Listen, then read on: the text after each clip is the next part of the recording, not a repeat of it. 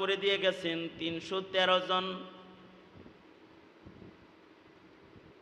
কিন্তু এই বদরে যারা অংশগ্রহণ করেছে তাদের ভেতরে হযরত উসমান নাই। সাহাবী বলে উসমান বদরে যায় নাই, তাই উসমানের দাম কম।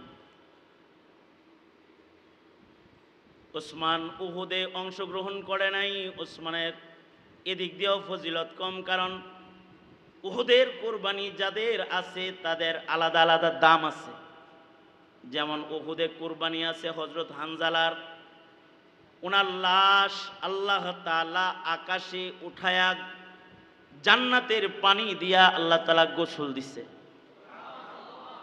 এ কারণে শহীদদের নামে নাম আসার পরে আসে শহীদ। সাইয়্যিদুশ শুহাদা আমির হামজা শহীদ। এরকম যারা যারা শহীদ হয়েছে নাম আসে শহীদ।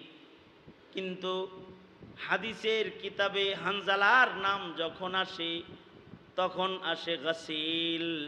এমনকি তার ছেলে হাদিস রওয়ায়াত করেছে, তার ছেলের নামেও এসেছে রাওয়াহু ইবনুল গাসিল। অর্থাৎ ওই পয়লা রাত্রে যে ছেলেটা মায়ের পেটে আসছে হানজালার, তার ছেলে এই হাদিসের রিওয়ায়াতকারী রাওয়াহু ইবনুল গাসিল। উহুদের যারা শামিল উহুদের যুদ্ধে তাদেরও অনেক দাম। হযরত উসমান উহুদেও শামিল হন নাই। এরপরে সাহাবায়ে কেরামের ভেতরে মর্যাদা বন্টনে এটাও দেখা হয় যে কারা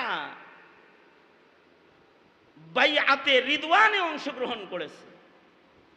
নবীজি যখন কাবার প্রেমে মদিনার থেকে বের হয়ে গেছে, কাফেররা হুদায়বিয়ায় বাধা দিয়ে দিছে, আল্লাহর রাসূলকে ঢুকতে দিবে না কাবা ঘর জিয়ারত করতে।